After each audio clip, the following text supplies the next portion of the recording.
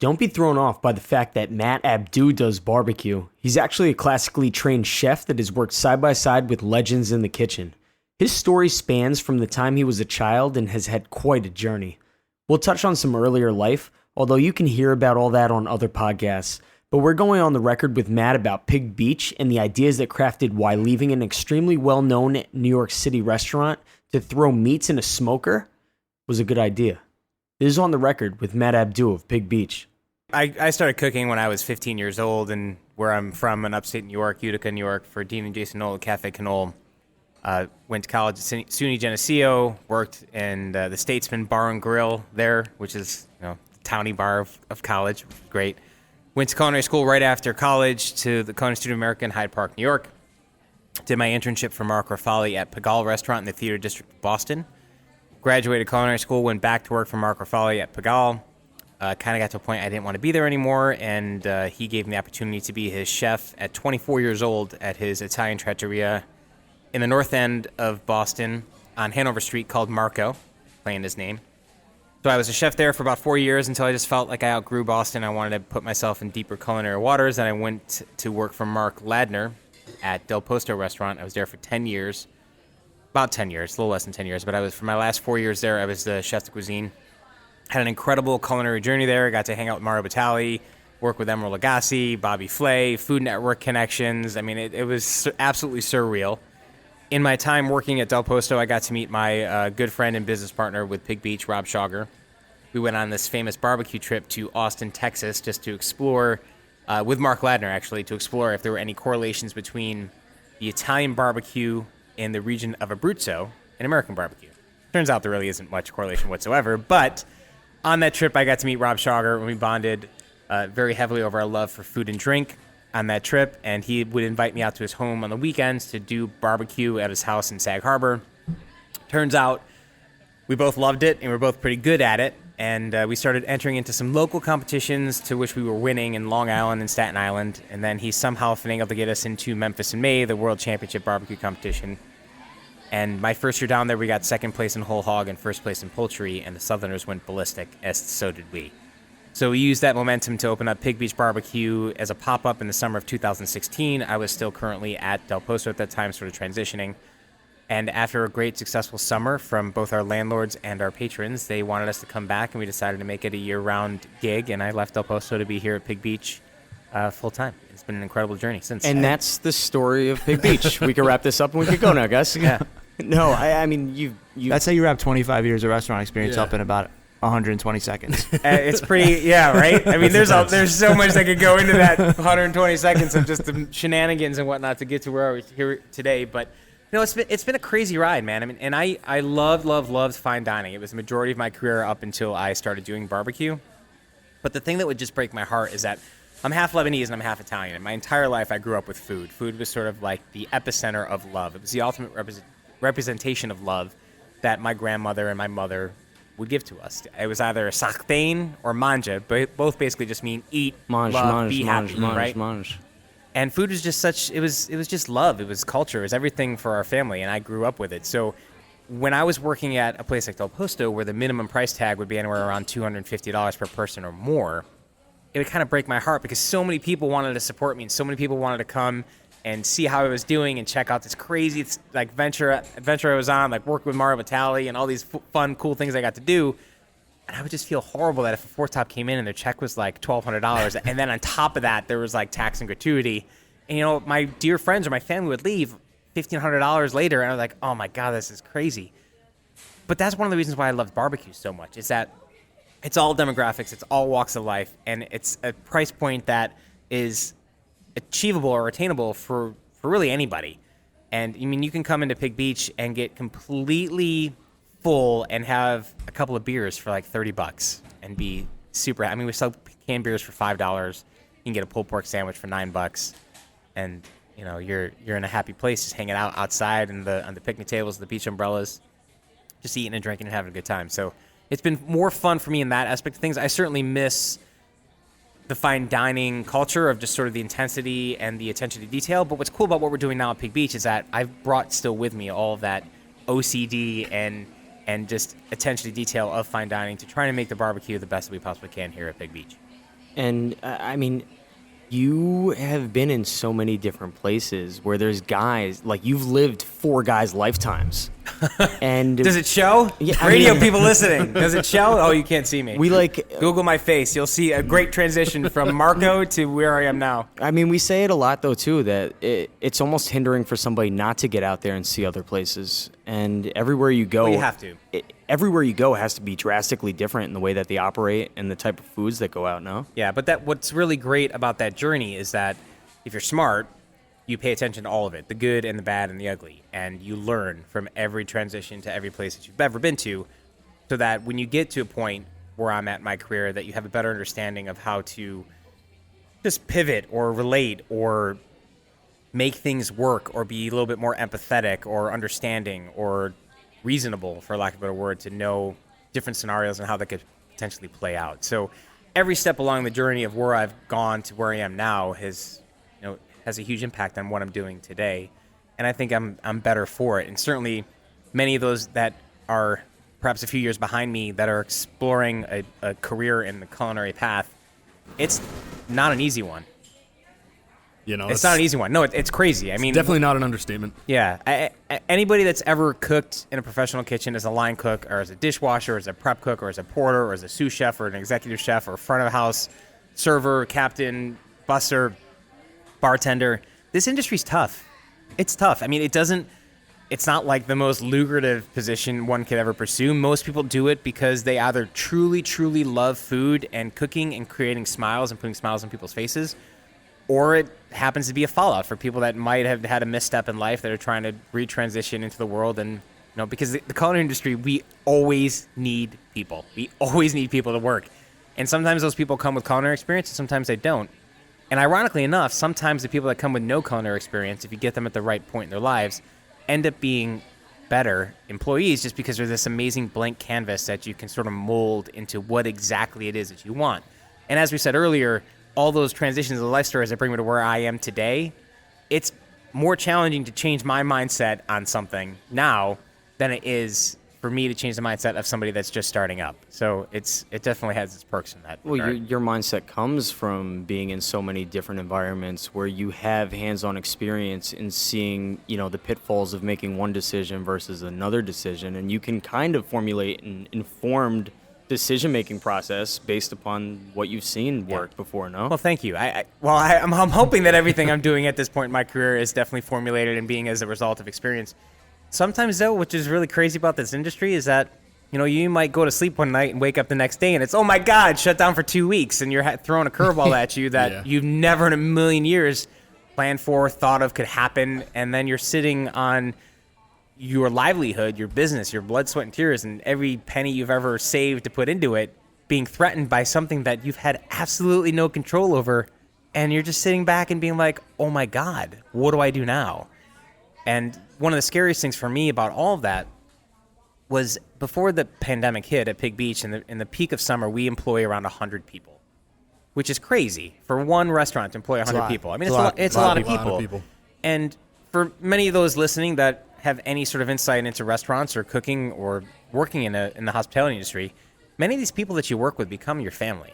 You see them more than you physically see your family. We're here for 10 to 16 hours a day. I mean, there's no 9 to 5, punch in, punch out, see you later. It's a hard industry, and you really got to love what you do. And we see these people more than we see our families. So when these doors got closed down and everyone was just like, oh, it's just 2 weeks. I'm like, okay, 2 weeks, no problem. Anybody can muster up 2 weeks. Being naive, I think our entire country was naive to the fact that nobody ever knew or expected that 2 weeks to turn into, 6 months? And you get scared, you get worried. I mean, I would call my guys, my kitchen guys, my employees, and say, how you doing? What do you need? I go, nobody knows what's going on. I wish I had more information for you. I mean, in the middle of all this happening, we were a month away from opening up our new location in Long Island City, Queens. That got postponed. That's going to actually be happening this summer pretty soon. So those listening, get ready for Pig Beach, Long Island City, Queens, happening summer of 2021. It's going to be an awesome spot. But I would call these guys up and they're like, look, you have keys. The food in the walk-in's just going to go bad. You need food for your family, go grab it. There's rice, there's beans in dry storage. Take whatever you need, because we don't have any idea when we're getting back in there. But a lot of these guys, Sally didn't qualify for any unemployment. They didn't have anything. They don't have like a mom or dad's house out in the Hamptons or in upstate New York where they could drive back to just cozy up for a little bit. I mean, they had to grin and bear it down in the city and had nothing. And it's when you see the people that you care about, employees become much more than employees in the hospitality industry, in the restaurant industry. They truly do. And you get worried about them. So I'm just happy to be sitting with you guys here today, knowing that we survived it, made it through, and all those guys that had to be laid off for that long period of time are all back now working, and we're slowly gathering and rebuilding our labor force to get us back to where we are. And it's just been, to all of you guys that are listening and to everybody that's been to Pig Beach, thank you so much for supporting us, for coming. It means the world to us and more than you could ever possibly know, so we appreciate that from the bottom of our hearts to get us back to where we are today. A lot of owners really struggled with their finances going through everything through the pandemic. And, a lot of people tried raising money for the employees. Yep. I'm sure you did something similar of such and, using a GoFundMe or whatnot. And I think somebody that maybe doesn't have as much of a business background probably struggled a little bit more as far as dealing with their balance sheets and figuring out how to allocate money, what to cut off instantly as far as monthly payments go, and playing this like balancing act. Well, and that's an excellent point that you bring up, and it was a hard act to follow because, again, we didn't know. When this thing first hit, everyone was like, 2 weeks, that's nothing, whatever. We'll pause for 2 weeks, we'll put some stuff in the freezer, we'll tell the guys just relax, 2 weeks. But the second that 2 weeks turned into a month, it was like, all right, we have to cancel all of our reoccurring bills that we're not using. The cable's got to get canceled because cable in a large restaurant is not cable at home. It's like $5,000 a month to have cable to play all those sports games that everyone wants to come and watch, right? It's not $120 of what Spectrum is. It's like this ridiculous thing.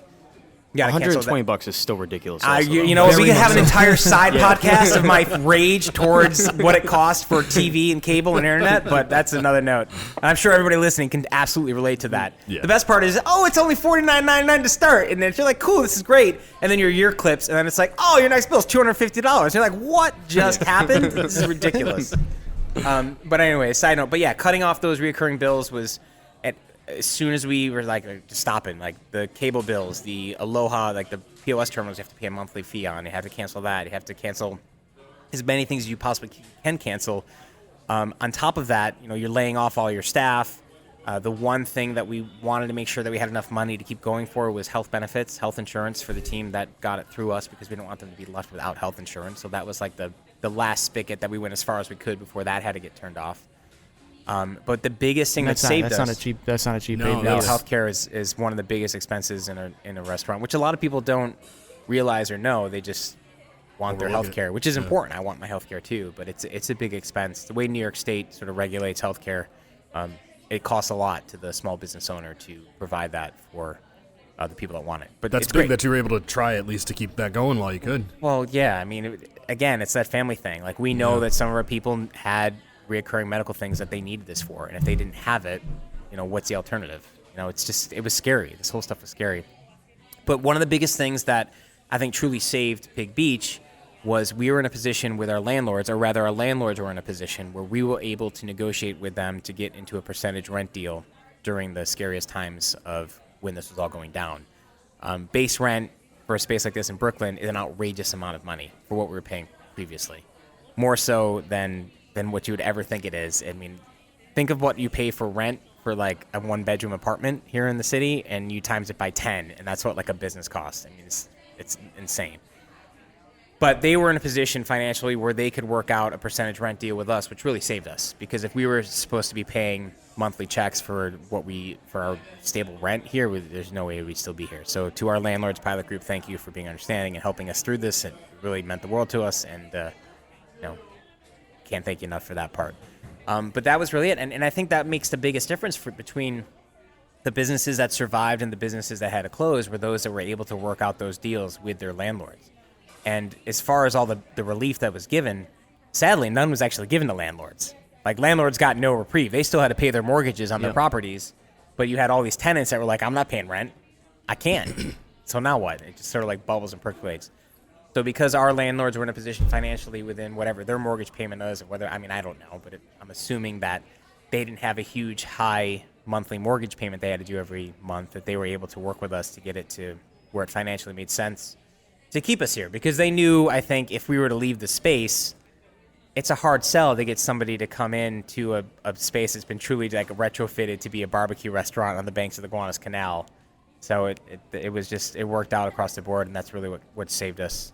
It's a difference thinking when some landlords don't think long term like that, and they're just thinking in the short term. Yeah, that definitely well, makes. also too, some of them just can't. I mean, some Right. just like all of us, Right. having bills to pay, they had bills to pay too. And sometimes, if a tenant defaults, I think there's some sort of like tax incentive or tax break for that landlord or reprieve in that end, but there isn't a reprieve if they're still in the space. So it's just hard. I mean, this pandemic hit everybody, and nobody really came out of it without some sort of scary war story as a result of it. And the worst thing is that we've all known somebody that's probably passed away, sadly, from it. And it was a really scary time for so many of our lives, not only just financially and business, but like emotionally and personally. We all knew somebody that got COVID, and you just started praying every night, oh my God, please stay safe. Oh my God, I hope they get through this. It was a wild time to live through. A lot of chefs go to culinary school. It's like the goal, right? Like, For some people, yeah. you didn't. You said, I'm going to go learn business. Well, that's a funny story. So I'm one of 4 boys.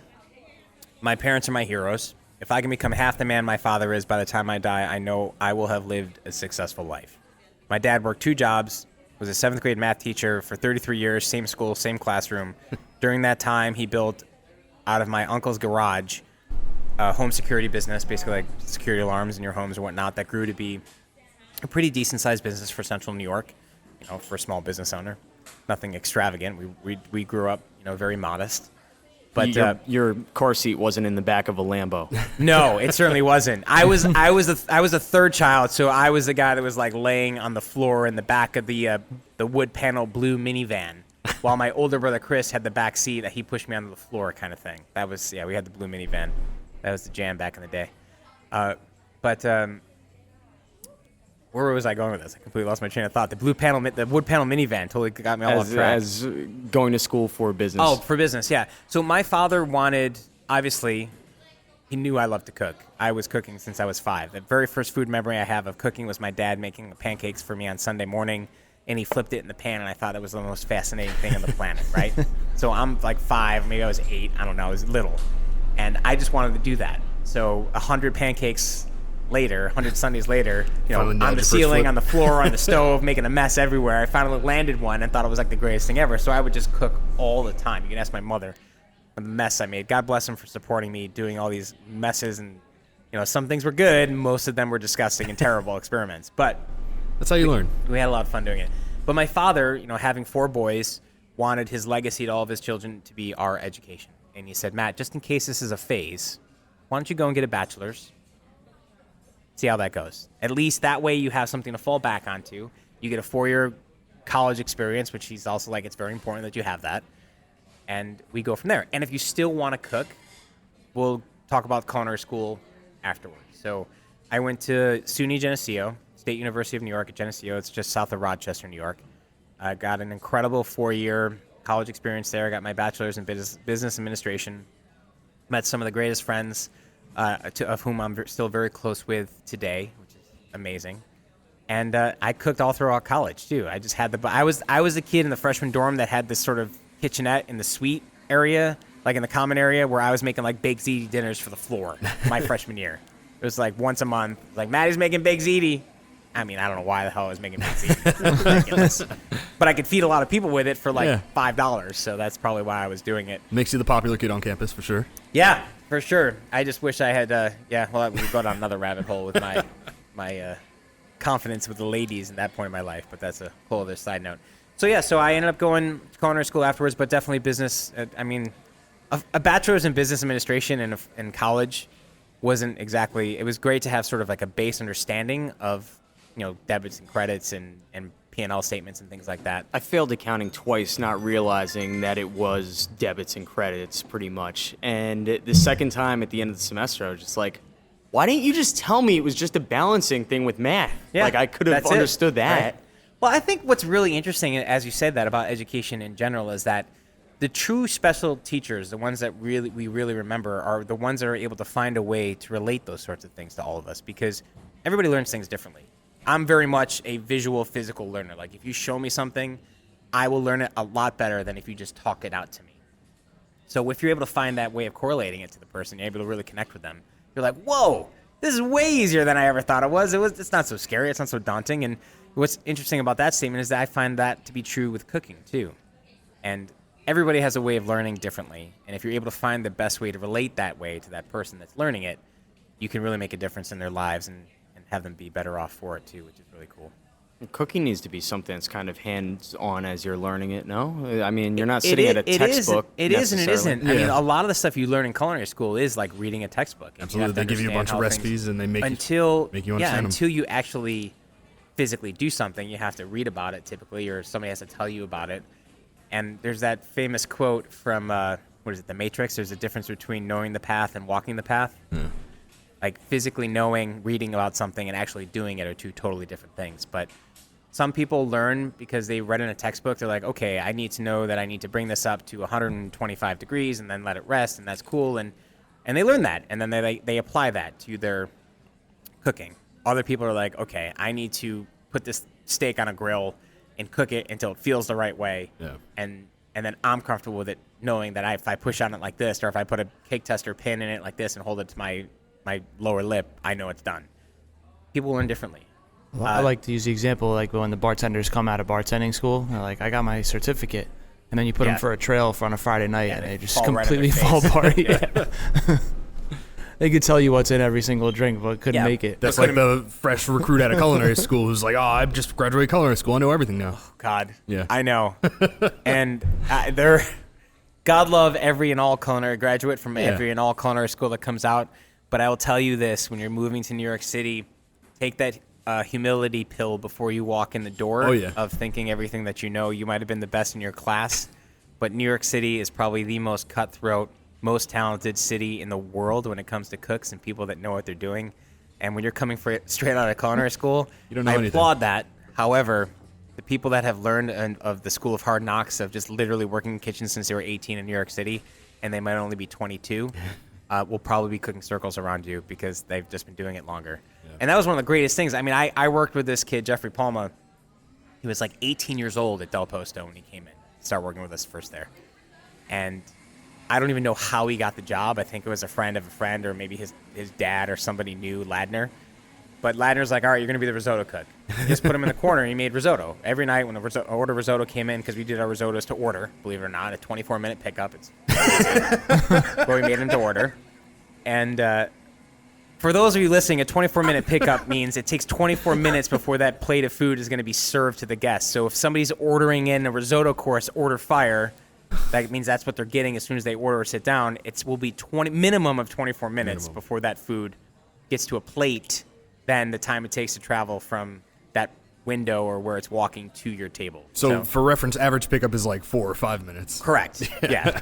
If you want the pace of dinner service to keep moving along, 4 or 5 minutes. Fire this. It should be in the window in 4 to 5 minutes, or else everything's going to take too long. People are going to get disgruntled.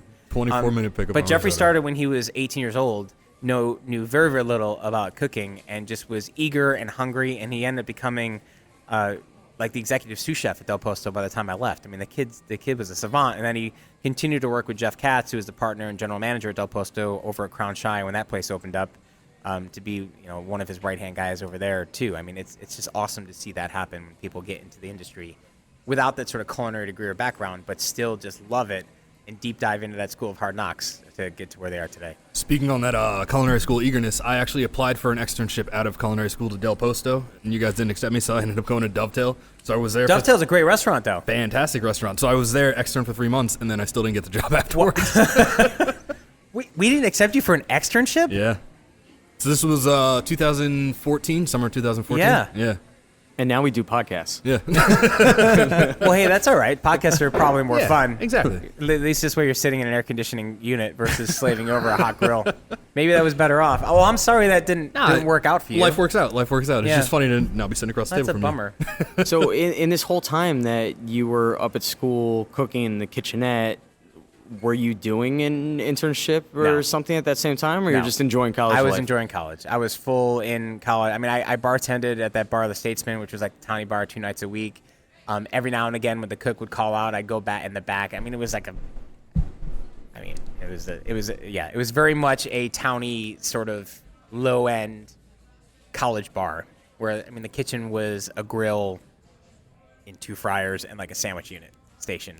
And it was mostly making Statesman's burgers, which were like the best hamburger ever up until like moving to New York City, and waffle fries. And you'd sell like 150 orders of that in a day. And if a cook called out, he was like, sure, Karen, the owner of the bar, her name was Karen. I'm like, sure, Karen, I'll go jump in the kitchen. Like, whatever. Can I still get my tips from the bar? She's like, whatever, Maddie, we'll work it out. I had a relevant experience to that. I mean, being a bar guy, I'm supposed to be making drinks. Sure enough, was working in a tiki bar, and there was like a strike that was going on with all the cooks, so nobody showed up in the morning. Sure enough, a poor old guy came from Brooklyn to like come out to this place where he said he met his wife years ago. So all he wanted to do was have the linguine and clams, and I was like, I think I got this. I ran into the back. I start like Did boiling. you have clams?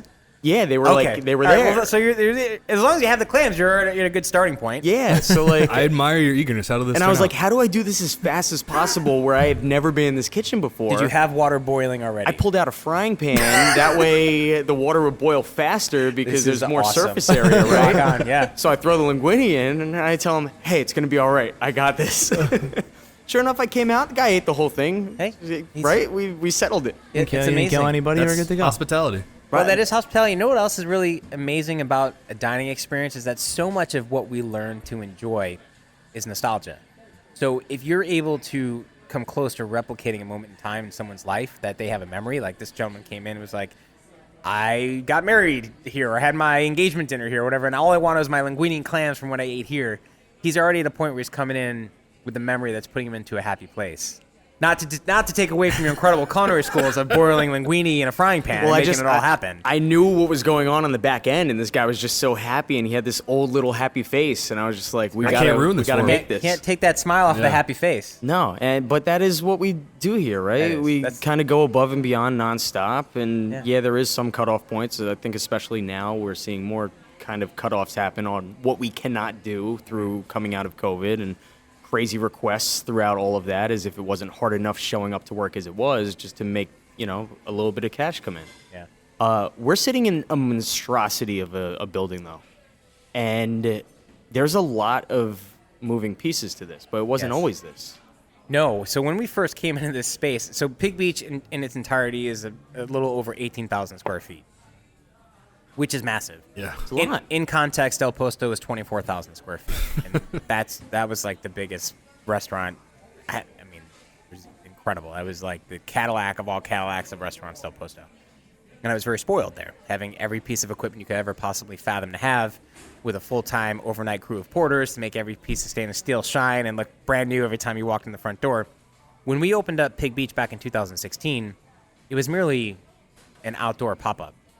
We came to this space. My business partner, Rob Schauger, brought us out here, and he brings me up to basically where the gate is now. He said, this is it. And the building that's attached, that's now our indoor spot, was not accessible. It was like a condemned, broken down old, I think, trolley way station or trolley repair shop or something of that nature. And he brought me back here. Now, mind you, I'm the chef de cuisine at a 4-star New York Times Italian restaurant. And he brings me to this parking lot. It's broken gravel. The space was an old halal food truck commissary. That's what was done here prior to us coming in. And there was dumpsters. There was barbed wire wound up like tumbleweeds. A couple of cars propped up on cinder blocks. I mean, just garbage like all over the place. It's kind of sketchy in general. Super sketch in general. I mean, this neighborhood of where we are now, before we opened, nobody came here. Like the Ubers and Lyfts, like they didn't come here. And now during the summertime, it's an Uber hotspot for guests that could come and get dropped off and picked up. Well, we walked into the space, and I look at him. I go, "Dude, you sure? Like this is?" He's like, "No, you got to picture it. We'll put a food pavilion on that side. We'll put a bar on that side. It'll be all outside. We'll get some picnic tables, some umbrellas. It'll be awesome." I'm like, if you say so. I mean, so we opened up Pig Beach as a pop-up. We had our old hickory pit that was on a trailer, our mobile unit, and we had a 10 by 10 pop-up tent with 3 walls. That was it. We built a little dry storage unit. We had in this area over here where the prep kitchen is, they had a small like 8 by 8 walk-in box. That was for all like the halal food carts. And that was our walk-in for our refrigeration. Every morning I would come in, I'd get here at like 6 a.m., I'd put the meat on, I'd put it on like a furniture dolly hand truck, and I'd walk it all the way across the parking lot, to which we got paved at this point, so I wasn't pushing a cart on gravel, thank God. And I go all the way to the other end, and I put the meat on, and if I needed to make, rib glaze or I needed to make rib rub, I made it for my little dry storage unit underneath my tent over there. It was all kosher, guys. We had the health department. There was hand sinks. Don't worry, we weren't doing anything like too crazy. We had a hand sink and a 3-pot sink over attached to the fence over on that far side of the wall that was under the tent. And we just made it happen. I mean, it was miserable, but we made it happen. And I was literally going from being like, why am I here? I'm leaving the most incredible, sought-after, chef position of Italian cooking in the city, and now I'm in a parking lot cooking barbecue. Had you seen that concept somewhere and, like, inspired him to be like, no, I need to do this here? Because I do that a lot of times where I'll be somewhere else and I'll see, like, just, like, an outdoor area and be like, I need one of these. I think the inspiration for finding this space was first, it was available. Right. For the right price. As for most opportunities, that's how it happens. It was cheap. And we had seen sort of a similar concept in our trip to Austin with a lot of the food trucks, because there's this huge, incredible food truck scene in Austin, Texas, near where we were staying, where you'd have like 20 food trucks lined up making basically everything and anything you possibly think of. Some of the best tacos I ever had in my life were from one of these food trucks. I wish I could remember the name of it. But we just saw how that could work, and we were just hopeful that we were coming off of a big win in Memphis in May, knew that what we were making was a good product, and we said, let's give it a shot and see how it goes.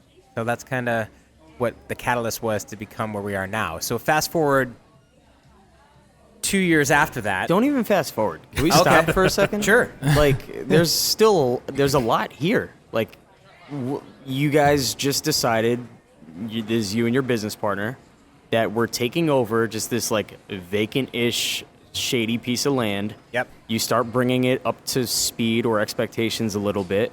Like, you had a business plan, like, put together? Did you have some expectancy of what you would make, or no, you were just like, not really. There wasn't like, we're gonna do X amount of covers at X check average to sort of understand what sales would be, weekly sales, monthly sales, annual sales. We had no idea. We just knew that when we first opened up the place, it was actually called Swan Dive, not Pig Beach, and the landlords sort of ran the bar end and took the bar sales, and we literally just did food and only took the food sales. And you guys knowing, working in the restaurant industry, the place where you make your money is not on the food, you make it on the beverage. The only thing that makes that worse is doing barbecue. Correct. Yeah. When everything is set over protein and high food cost. Yep. All those good numbers. So what was the rent though? It had to be so low where you didn't even think about it. I think we were paying like $5,000 a month to have the space back then. I mean, it wasn't much. It wasn't much. And honestly, we weren't making any money the first year doing it. It was literally an experiment to see if we could do it, and if we could do it, we would take it to the next step, to the next level. And I think honestly, my business partner Rob he's a successful finance guy, did well for himself, and he basically individually funded the first 2 years of getting this place to where it was as just a pop-up, with the expectation that he knew he wasn't going to make a ton of money. The hope was to break even, or if we lost a little, no big deal. But the more important part was to get the name out there, to get the brand out there, and get the transition set up for me to leave Del Posto so that I could have a job to continue to work at and pay my bills and still pursue this new project in Pig Beach. And the first year is the big one. You get over that, and you kind of just look back and you say, we did it. Well, I think the first 5 years are the big ones. I mean, there's so many, and especially in this place, I mean, we went through so many highs and lows, a lot of emotional heartbreak. Like my brother-in-law, my wife's twin brother, came on board to be our executive chef and tragically passed away at 36 at a time with a 1-year-old daughter. So we went through that. Jeff, we love you. We miss you every day. I mean, that was traumatizing. It still is traumatizing. We went through building out this indoor space in year 3, which at the same time of building out the indoor space, we were opening up that restaurant Pig Bleecker on the corner of Bleecker Street and Thompson, which we had a great 2.5 year run there. Just the numbers didn't work out. The space was too small to bring in the revenue we needed to meet the rent. And you want to talk about high rents? Try to get a restaurant space in the West Village or the Village or whatever that area is. Was kind of incredible. It's super important to be able to look at the finances of a place and deciding if it's something that could wind up coming up a little higher and totally. we can make some money, or is it time to kill this thing ahead of time? And Well, that was a smart play, and as heartbreaking as it was for me personally, I mean, the smart financial play was to close it down. We weren't making money there; we were losing money, and we were doing great here in Brooklyn, but a lot of the profits we were making from Brooklyn were going to sustain.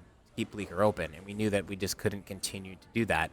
So as much of a blow to my ego as it was to close it down, you have to do what you have to do for the sanity and the safety of the bigger picture and the business at hand. So we closed that down, came back here. That sort of all happened while when my brother-in-law passed away, which was just really, really challenging for me personally and for my family. And then I came here full time, and then we started up that machine to do Long Island City, which was going incredibly well. We raised a bunch of money with investors, got a lot of people excited about the project because of the excitement of what we were able to create and produce here in Brooklyn. So much easier to get money on board when somebody sees. Once you have an it's working established already. business, Don't say easy. Well, I'm saying easier. I mean, I guess easier. Easier is certainly. Well, the way we were able to get our original group of investors for Brooklyn and for Pig Bleecker was twofold. Rob had a lot of connections. It was basically a lot of his buddies that he worked with, that were willing to give some money to get this project going. And we didn't really spend much to get Pig Beach Brooklyn up and running. We have to thank the Fi Bros in this business a lot too. The finance bros are there being able to finance a lot of these dreams that us idiots have. Yep. And they're also our best customers that come and eat and drink like Vikings, and that's what we love. Buying the bottles of Brunello and Barolos, and having the beef rib and buying T-shirts and taking food back to their office kind of thing. So thank you to all of you guys for supporting us in that regards of things. But yeah, it was. I mean, there were so many highs and lows, and the journey's only just begun. I mean, we're at a point now with the Pig Beach brand it's a really, really exciting cusp to see where it kind of goes from here. Scary thing at the moment is it's really, really hard to get staff right now because of the incentives for people to not work. It's been challenging. So we're opening up this massive. So Pig Beach Brooklyn is roughly 18,000 square feet. Long Island City is like 28,000 square feet. I mean, it's huge. It's huge. But the way we have it set up is going to be absolutely incredible. I'm so excited for everybody to come and see it and enjoy it. Basically the same program we're doing over here, just with a couple of added menu items that sort of meets the demographic of that neighborhood a little bit more. A lot of fun weekly specials if we can get back to the point of doing that too. So there's a lot of exciting things on the horizon. We're opening up another location in West Palm Beach, Florida this fall, winter. Kind of depends upon permitting and the build-out being completed. But we're just in a really cool spot right now to see where it goes, and hopefully, knock on wood, it continues to go in the right direction. There's no more pandemics to shut us down for another year and a half, and we're able to just have the regular stress of owning and operating a restaurant business versus the added stress of doing it in COVID. What triggers the decision to go to Florida? That's a great question. So Rob Schauger moved down there 3 years ago. Oh, there you go. Okay. And he was like, let's do a Pig Beach down in Florida. And the cool thing about Florida, cost of living is a lot less. Rents are a lot less. I mean, New York, as much as I love New York City, I've been in New York City now for almost 14 years. Met the love of my life here, got married, had a baby here. There's so many things I'm forever grateful for in New York City. Operating and running a business in this city is so much more challenging just because of the restrictions and the regulations and the costs. I mean, the costs associated with doing business here, it's really challenging. It's really, really hard. And Florida is a different gambit. Furthermore, you could do 24-minute risottos all day long down in Florida and nobody flinches. Yeah, that's right. And That is a very good point. And then no income tax. Yeah. No state income tax. Right. That's a good perk. So let me ask you, how big is the immediate team that's helping move all these mechanics? I mean, you've got a lot of irons in the fire. Not big enough. Actually, as I was driving to work today, I was on a call with one of our good buddies who's been not directly related to the Pig Beach program, but it's been a good, close chef friend that's had his own restaurant and done his own thing. That's kind of in a little bit of a transitionary period where we're trying to scoop him up to help us out too. But, I have 4 business partners. Rob Schauger was our founder, the guy that started it. Me, Shane McBride used to be the corporate chef of Balthazar Group, Keith McNally. Dennis Liu, who was one of Rob's biggest clients. They both work in the finance world, and Gary Kravitz, who's kind of like our lawyer counsel partner in the mix. So of those 5 guys, there's really only the 2 of us, Shane and I, that are physical boots on the ground. Rob and Dennis and Gary help raise all the money, take care of the legal stuff, take care of contracts and the negotiations. We have an incredible team here in Brooklyn, many of whom for back of house came over with me from Del Posto or from other restaurants that I've worked at that moved to the city, like Chef Matty, we want to work with you again. I'm like, come on in. Come on. I know what you could do. Get over here. And right now, like I said earlier, it's hard to get staff because we're at a point now where we're trying to staff back up Brooklyn to get to the point where we can be 6 days a week like we were before.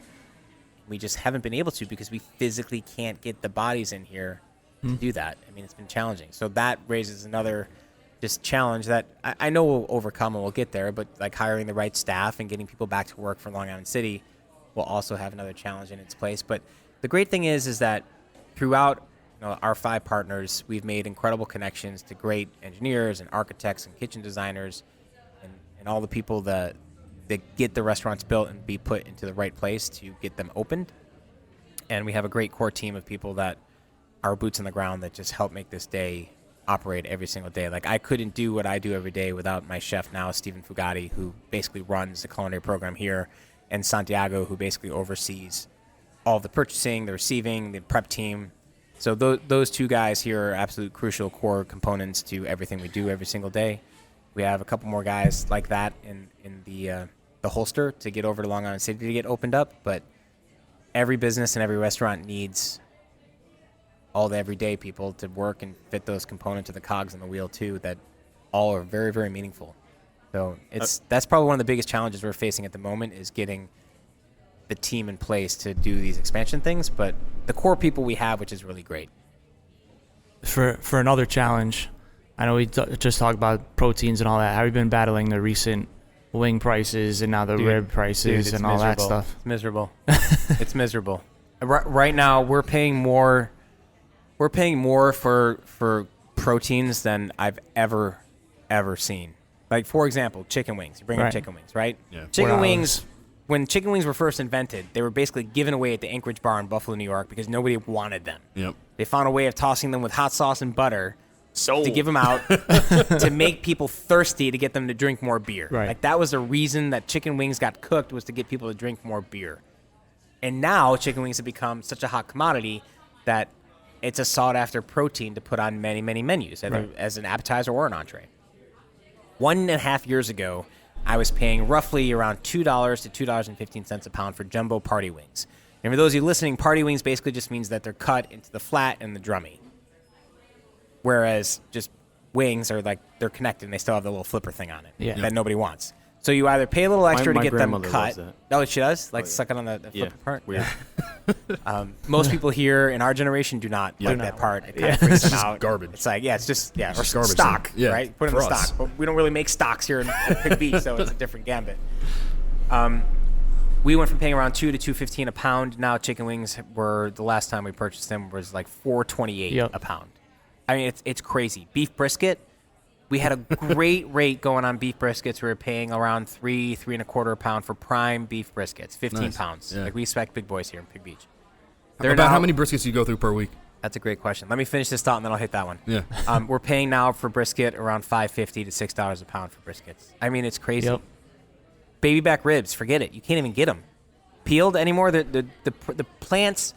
It's not a product issue. It's a processing issue. That's causing, they just don't have the personnel to process all the meats. They have all the cattle, they have all the livestock, but they just physically don't have enough people to process to meet the current demand of what there is. And as a result, low inventory creates higher demand, which drives prices through the roof. I mean, you'd probably know more about that than me.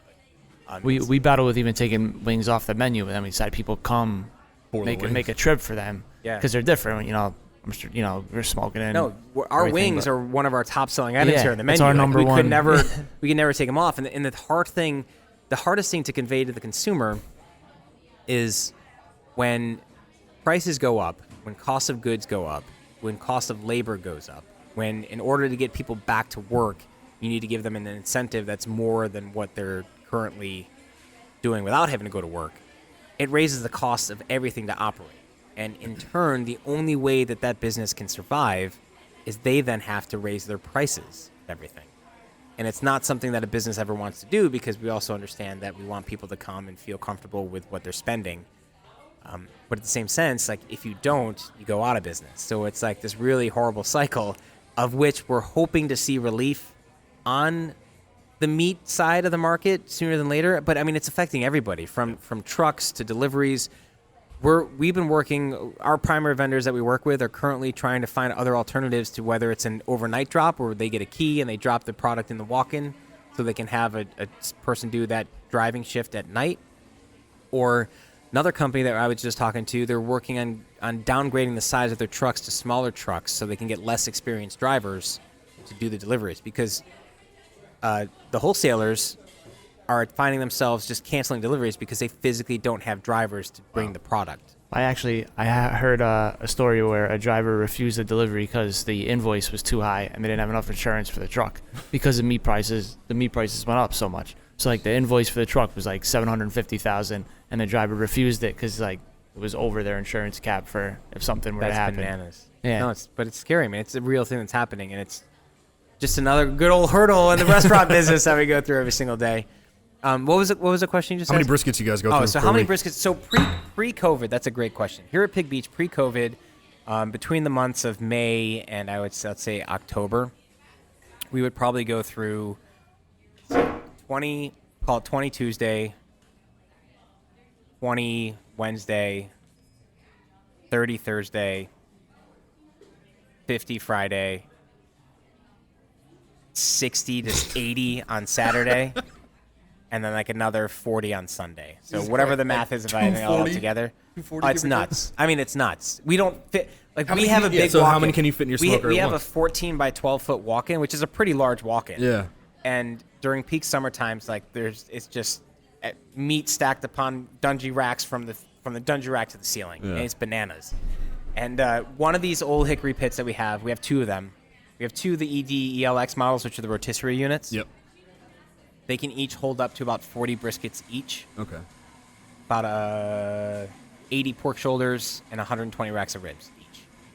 So we would physically have two of those smokers going through the night, Yeah. and then through the day, like, just alternating cook times to have everything be coming off the smokers fresh throughout the day of just briskets. And then we have two of their CTO double wide units that we would cook whatever. I mean, we just everything else. nonstop going. And then some days when we have the trailer parked over in the corner over there, we'd even fire that up too, because we just need the physical space to cook things. It's kind of That's got to be a making it logistical crazy. nightmare, deciding what to put on when so it all comes out when it needs to. Well, starting off, yes, it was crazy. But Yeah. we're at a point now where the team is trained up well enough where we know what needs to go on and when, and pars. I mean, that's a harder part, is trying to anticipate pars. Like, Yep.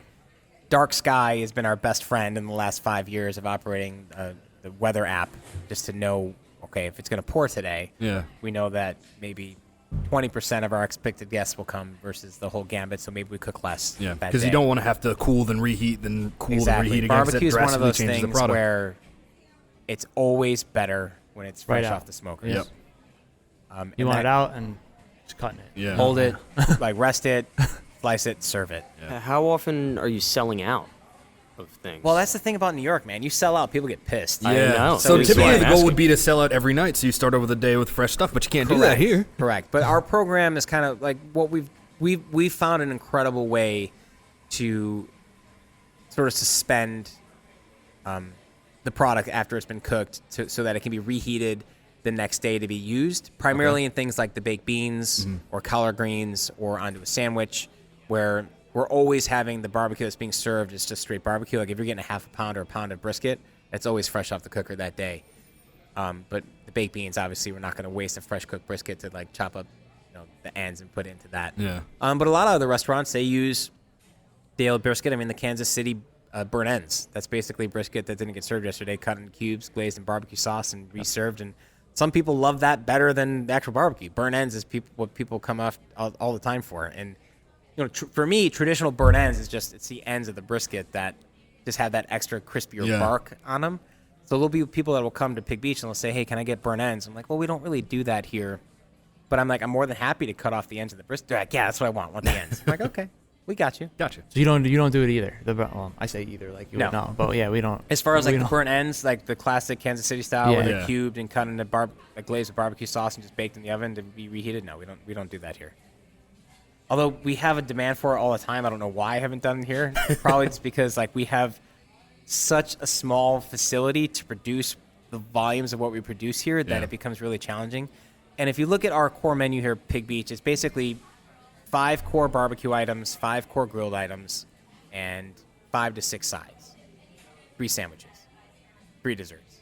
That's our menu in its entirety. Pre-COVID, we had a daily special that would happen Tuesday through Sunday. It'd be something different. We changed those up quarterly, but that if you wanted to come to Pig Beach on Tuesday for tacos, and you wanted to come to Thursdays for tri-tip, or you wanted to come on Sundays for whole hog. Like that was sort of the program that we were in prior to COVID. And then from time to time, I'll just get cheeky and want to make something fun and different, and I'll put a different special up on the board to sell too. I was going through a really fun phase, which I was having so much fun with. It was like the rib of the week, and I was doing like fun with ribs. So every single week, I was doing a different play on a baby back rib, a very non-traditional barbecue flavoring.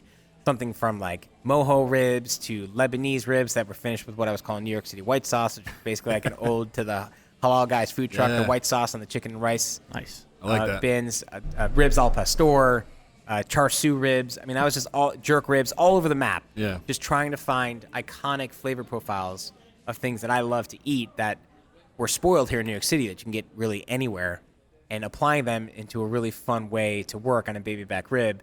And then having a really cool accoutrement or sauce, whether it be barbecue sauce or dipping sauce or something to go along with it to make it a lot of fun. So I look forward to getting back into that gamut of things and having a lot of fun with that. But, it's been an incredible journey. And the doors that have been opened through having Pig Beach for me, whether it's within Food TV or like the Today Show or Food Network or any of those incredible opportunities. I just did some Dr. Oz segments, which was amazing. Dr. Oz, you're the best. We love you. Today Show family, I love you guys. Food Network people, love you too. Have me on more if you're listening. But I've been exposed to so many really cool things, and I'm so truly blessed because of it that I'm just super, super grateful to where I am today, and I hope that I can continue to, make all of our team proud and continue to grow this brand to get it to a point where one day I can retire and hopefully not have to work 16-hour days, 6 days a week anymore, and spend more time with my family and do all that sort of good stuff. When you're talking about, the cost of all these meats going up and like just barbecue in general being an expensive business to be in, to me, it almost just makes sense to figure out how to increase the booze sales heavily. Like at what point? I mean, we just came from an event out here, what was that, 3 weeks ago, 4 weeks ago? The Brisket King. Brisket King. Yeah, about 3 weeks ago. And like the line of people just trying to get booze like paid for, even though free booze is outside also, right? Like they don't care. They're here spending money. They want to have the beers. They want to have the cocktails that you have. And well, the other part that's amazing about our program here at Pig Beach is that we are this amazing, incredible barbecue restaurant, but we're also sort of a craft cocktail beer garden. And that is typically, our sales are pretty close to being split 50-50 between food and booze. And when I tell you we'll go through, at the end of the day, the sales report will show we sold 1,000 frosés in the summertime. Like, I'm not kidding. It'll be 1,000 frosés. And big things, craft beers in this neighborhood of Brooklyn. People go bananas for the IPAs these days, which are really high alcohol content beers too, and they come in the tall boy cans that we serve here. So you have like 3 of those, and you're already like in a good, happy place.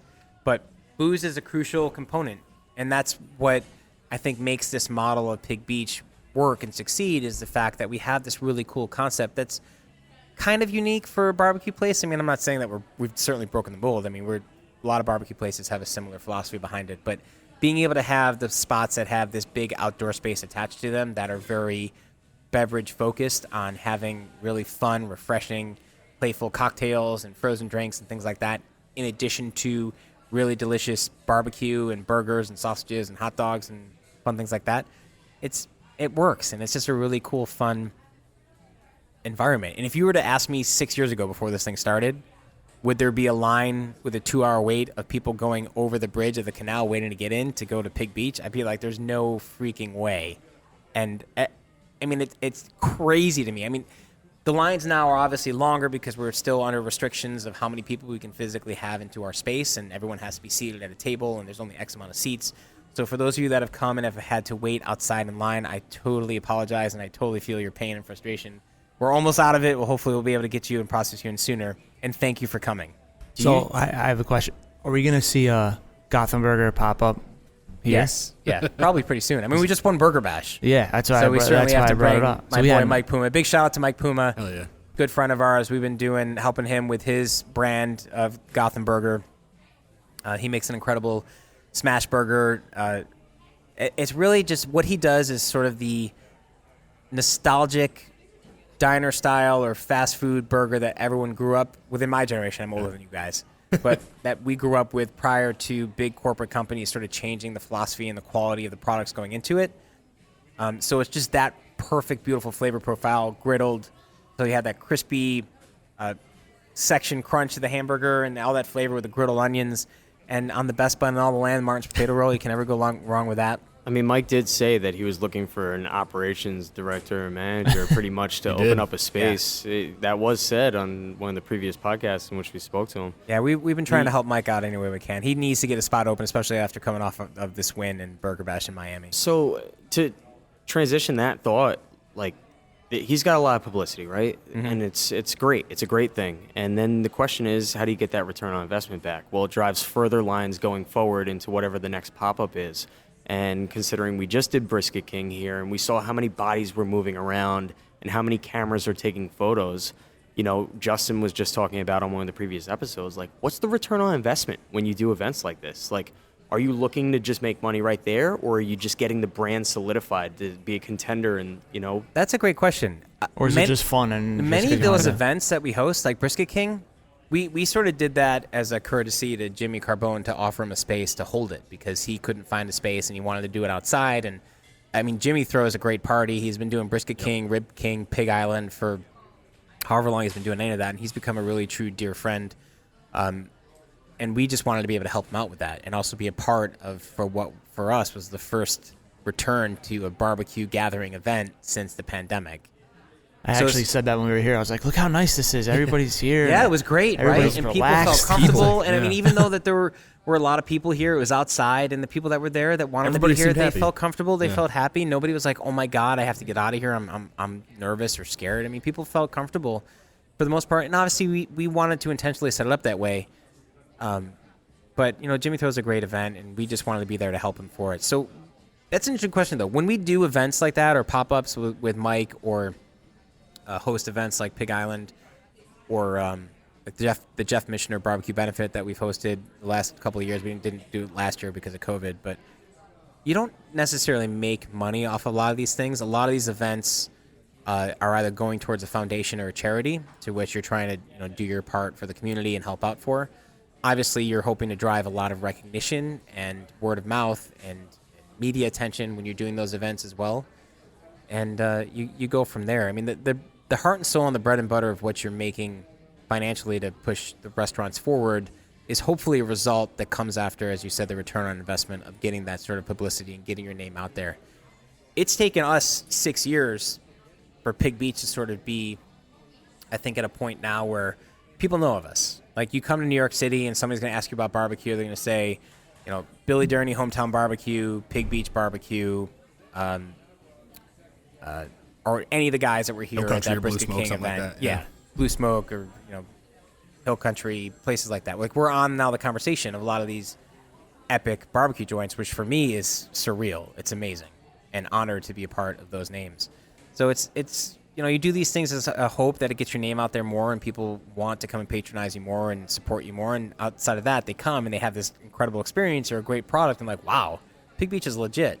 Like, they make some great barbecue and the space is super fun.